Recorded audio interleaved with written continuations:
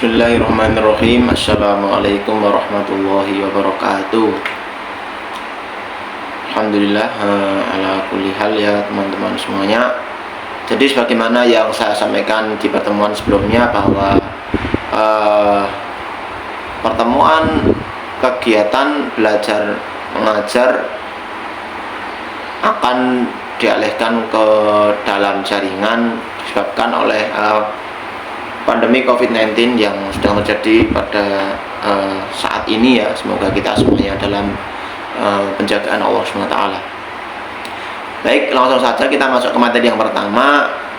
Jadi materi pertama ini kita beri tema ya, proses, sensasi, dan memori dalam komunikasi.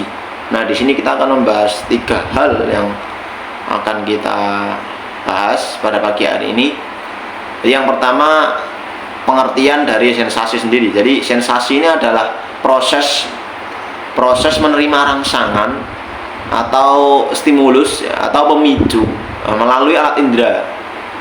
Jadi kita melihat sesuatu, ya ada sesuatu, nah kita lihat ada jambu jatuh, nah itu harus kita lihat. Nah itu adalah termasuk dari proses sensasi. Jadi tahapannya adalah adanya sensasi, adanya stimulus atau pemicu itu. Nah, setelah adanya stimulus, maka alat indera akan merespon atau diserap oleh alat indera yang nanti bakal masuk ke impuls saraf, kemudian masuk ke otak, jadi atau pikiran atau ingatan. Nah, itu prosesnya seperti itu. Pemicu, alat indera, kemudian impuls saraf, kemudian ke otak. Nah, di dalam proses sensasi ini ada beberapa faktor yang mampu memengaruhinya. Jadi ada 3 yang mempengaruhi proses sensasi ini. Yang pertama itu adalah intensitas stimulus sendiri. Jadi ketika stimulus itu mampu memberikan intensitas yang lebih, maka indera pun akan memperhatikan dia dengan lebih. Tapi ketika intensitasnya hanya memberikan intensitas yang kecil, stimulus ini memberikan intensitas yang kecil, maka indera pun akan memperhatikan dia dengan sesuatu yang kecil ya. Dengan intinya indera itu meresponnya dengan sederhana atau kecil lah, tingkat rendah seperti itu. Nah, itu yang pertama, faktornya adalah intensitas stimulus atau pemicunya. Yang kedua ini adalah kontrasnya. Jadi contohnya ini adalah ketika contohnya ada warna hitam, nah di tengahnya itu ada warna kuning, atau ya di mana, di pinggir atau di tengahnya ada warna kuning. Nah, maka alat indera ini akan cenderung, atau mata ini akan cenderung melihat sesuatu yang kontras tadi, yaitu warna kuning. Nah, itu adalah faktor yang kedua. Nah, yang ketiga itu adalah gerakan. Jadi ibaratnya ada kucing yang bergerak dan yang diam. Nah, maka alat indera kita atau mata kita ini akan cenderung kepada sesuatu yang gerak-gerak tadi itu, karena kan yang diam ya udah dibiarkan gitu. Tapi yang gerak, maka indera akan meresponnya dengan tingkat yang lebih. Nah, itu faktor-faktor yang mengaruhi proses sensasi. Nah, setelah pengertian sensasi sendiri, maka kita akan masuk ke attention atau perhatian. Yang kedua ini adalah perhatian. Yang pertama tadi pengertian, yang kedua adalah perhatiannya dalam sensasi. Nah, dalam sensasi itu ada perhatian atau ada attention, yakni proses memilih dan memfokuskan stimulus tertentu untuk diproses lebih lanjut. Nah, ini ada kaitannya dengan faktor yang mempengaruhi tadi. Jadi attention di sini adalah proses memilih dan memfokuskan stimulus untuk direspon lebih atau untuk diproses lebih lanjut. Nah, attention di sini itu dipengaruhi oleh beberapa hal. Yang pertamanya adalah minat. Jadi contohnya ada bola. Nah, ketika Anda itu kok minatnya melihat bola atau nonton bola, nah itu maka Anda pasti cenderung akan melihat bola apa itu? Bola champion atau bola Liga B. Nah, itu nanti akan mempengaruhi. Itu Itu yang pertama faktornya. Faktor yang mengaruhi attention. Nah, yang kedua adalah motivasi. Anda ada motivasi atau tidak gitu untuk melihat bola tersebut. Yang ketiga adalah emosi.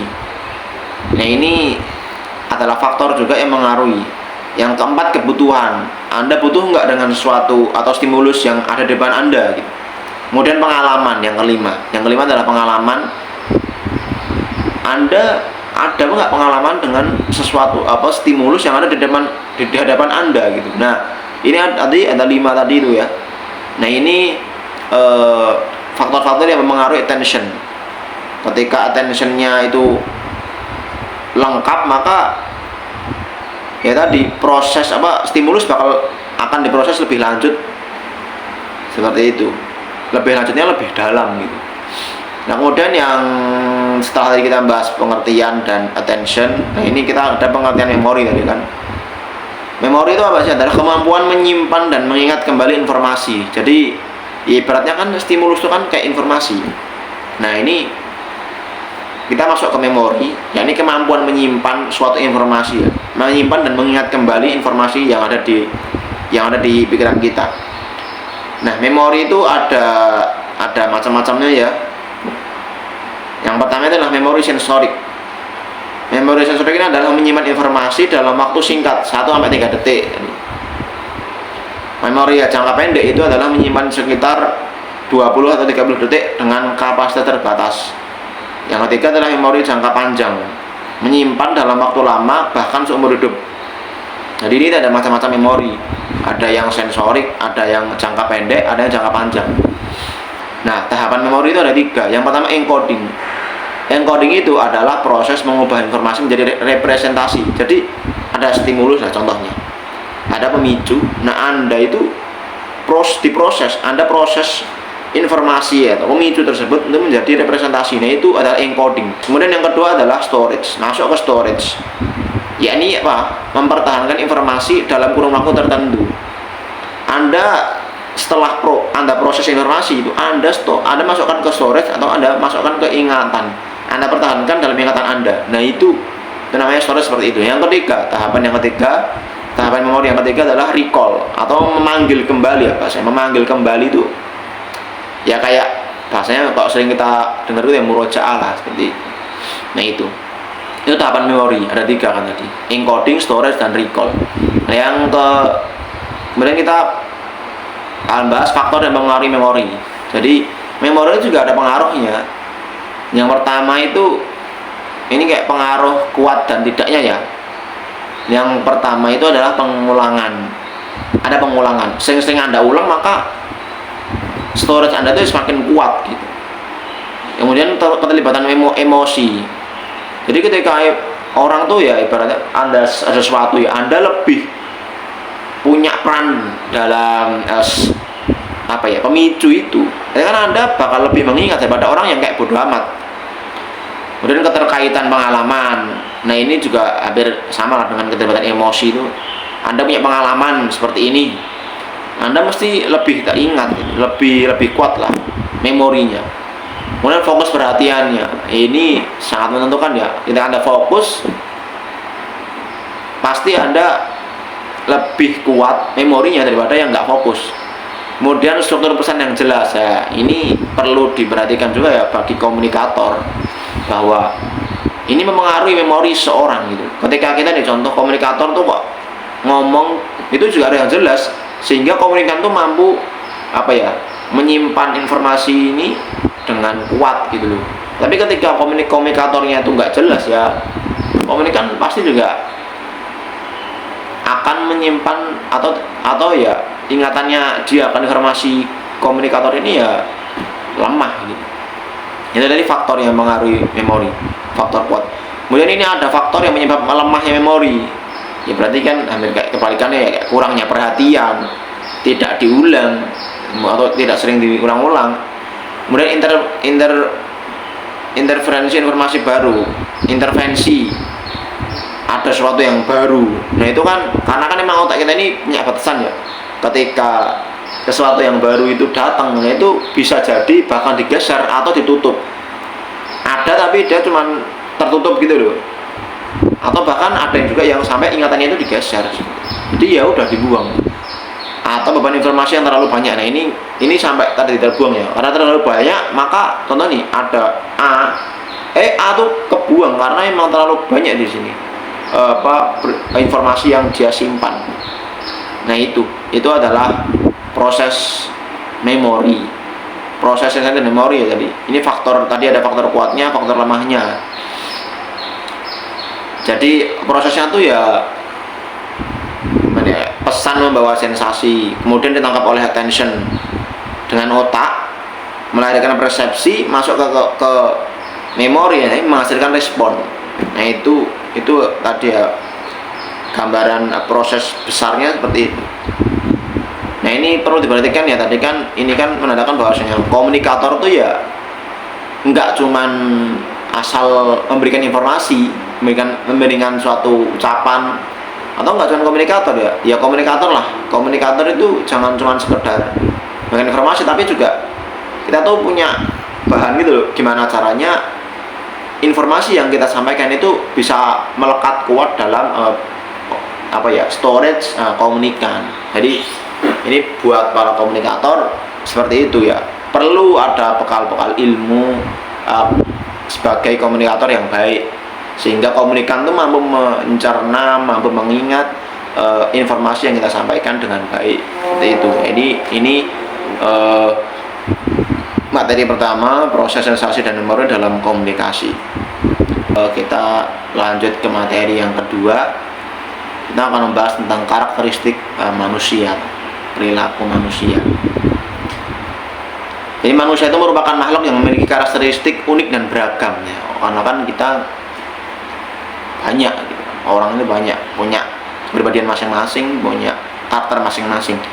Nah, karakteristik manusia itu terbentuk melalui interaksi antara faktor bawaan, lingkungan, dan pengalaman hidup. Jadi banyak faktor ya yang mengaruhi kepribadian atau karakteristik manusia, itu banyak faktornya. Nah, ini sebelumnya kita akan membahas tentang macam-macam konsep psikologi tentang manusia. Jadi ilmuwan tuh banyak yang membahas tentang karakteristik manusia ya. Nah di sini kita mencoba akan membahas beberapa. Yang pertama itu adalah psikoanalisis. Di sini psikoanalisis itu ia membahas kepribadian manusia itu terdiri dari ID, ego, dan superego. Nah, ID itu apa sih? ID itu kayak nafsu gitu loh, ya nafsu. Nah kalau ego itu sebagai penengah atau pengaturnya, dan superego itu sebagai moralnya. Kalau atur. Kemudian yang kedua adalah behaviorisme ya. Behaviorisme itu membahas karakteristik manusia itu dibentuk oleh kebiasaan lingkungan. Jadi manusia itu ya terbentuk karena lingkungan. Nah itu behaviorisme seperti itu. Kemudian psikologi kognitif. Tadi psikologi behaviorisme, yang ini kognitif ya. Kognitif itu adalah perilaku manusia itu dipengaruhi oleh cara berpikir. Yang tadi behaviorisme itu lingkungan, kalau ini cara berpikirnya. Jadi cuman di cara berpikir aja kalau kognitif. Nah ini kemudian setelahnya adalah psikologi humanistik. Humanistik itu adalah pada dasarnya manusia itu memiliki potensi untuk berkembang, mempertahankan, dan meningkatkan kualitas dirinya. Jadi manusia itu ya bisa berkembang, meningkatkan kualitas diri. Nah itu psikologi humanistik seperti itu. Nah itu tadi macam-macam psikologi ya tentang manusia, itu kayak membuka aja ini. Nah nanti kita semuanya ini kita akomodir. Jadi manusia itu ya karena lingkungan, karena cara berpikirnya, dan pengalaman hidupnya. Nanti semuanya diakomodir. Kemudian kita masuk ke macam-macam tipe kepribadian manusia. Jadi kepribadian manusia itu ada macam-macamnya ya. Nah, Hippocrates itu membagi kepribadian menjadi 4. Nah, yang pertama itu adalah sanguinis. Ya, simpelnya sanguinis itu dia tuh orang yang ceria, periang, ekstrovert, dan humoris. Kemudian yang kedua adalah Corelis. Corelis ini dia tuh ekstrovert juga. Sama kayak kamu, sanguinis juga ekstrovert. Tapi dia keras, tegas. Kemudian tidak mudah patah semangat, bertindak tuh nggak apa ya, bertindak tuh ya dengan apa, dengan motivasi yang kuat gitu. Kemudian yang ketiga adalah pragmatis. Pragmatis tuh dia tuh orangnya rendah hati, damai, introvert, kalem dan pemalu. Nah, itu pragmatis seperti itu. Kemudian yang keempat adalah melankolis. Melankolis ini dia tuh seorang yang analitis, tekun, perfeksionis, pemikir, rajin, jenius. Nah, semuanya ini semua tetap ada positif negatifnya ya. Jadi nggak usah positif ya dia, negatifnya aku gini ya. Semuanya punya positif dan negatifnya, tinggal kita menyeimbangkan. Nah, kemudian kita masuk ke faktor-faktor karakteristiknya. Nah, tadi kan ada karakteristik ya, udah Ibu kata sebutkan ada 4 tadi. Nah, faktornya itu ada beberapa. Nah, di sini ada 3 faktor. Yang pertama adalah faktor biologis. Jadi di sini menurut Sigmund Freud itu manusia itu mempunyai dorongan alami yang berasal dari faktor genetik atau dari saraf atau dari hormon. Jadi biologis kan, manusia itu memang dia tuh punya bisa bawaan dari biologis atau orang tua, itu bisa. Nah, ada 2 motif utama faktor biologis. Yang pertama itu adalah kebutuhan fisik. Jadi makan, minum dia, istirahat dia itu nanti mempengaruhi apa? Mempengaruhi diri dia, karakter dia, emosi dia dan cara berpikir dia, emosional dia dan cara berpikir dia. Nah, itu tadi motif yang pertama. Motif yang kedua itu adalah kebutuhan seksual yang bisa berdampak positif atau negatif pada perilaku.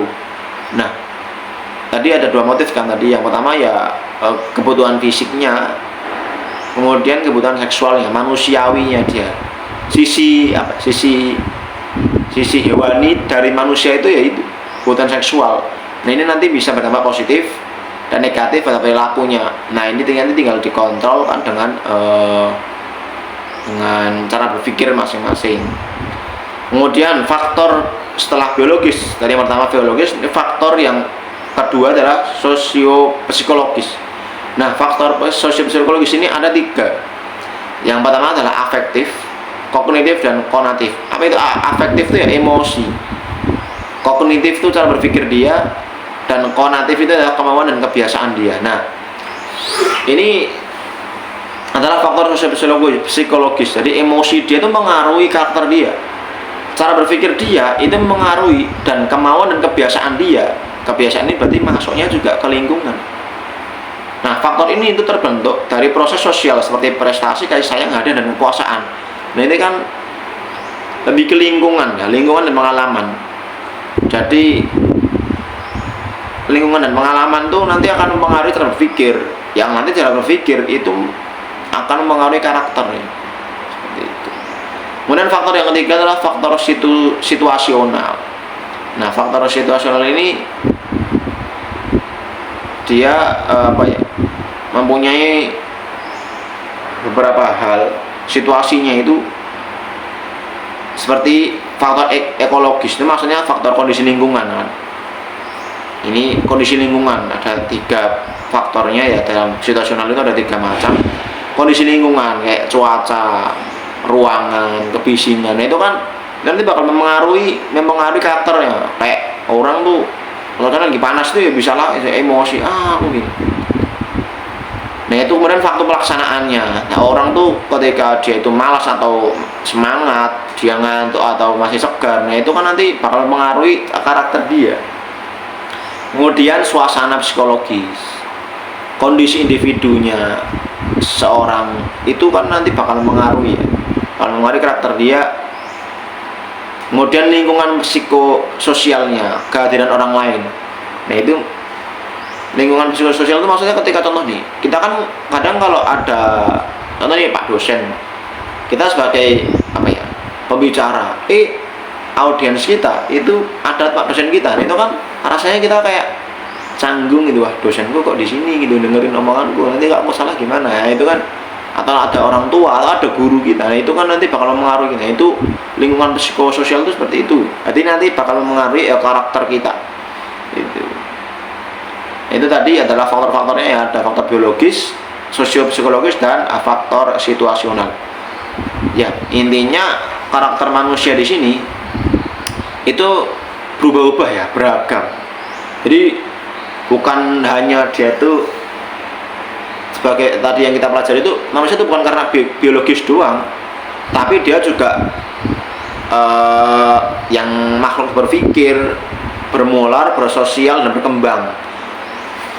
Sosialnya itu ya lingkungan dia itu bakal membangun, biologis dia juga bakal membangun karakter dia, cara berpikir dia itu juga bakal membangun karakter dia. Nah ini tadi kita nggak bisa menafikan satu-satu, menafikan apa mengambil cuma satu doang, tapi semuanya itu kita akomodir. Bahwasanya lingkungan mempengaruhi karakter, biologis mempengaruhi, cara berpikir juga mempengaruhi, ya psikologinya individu itu juga bakal mempengaruhi seperti itu. Di manusia ini berkembang dan bermacam-macam. Baik, itu aja pertemuan pagi kali ini. Jadi seperti biasa ya, setiap video nanti saya tugaskan buat teman-teman untuk membuat video tentang pemahamannya. Jadi nanti saya untuk penilaian saya siapa yang paham dan belum paham. Baik, itu dari saya, kurang lebihnya mohon maaf. Wassalamualaikum warahmatullahi wabarakatuh.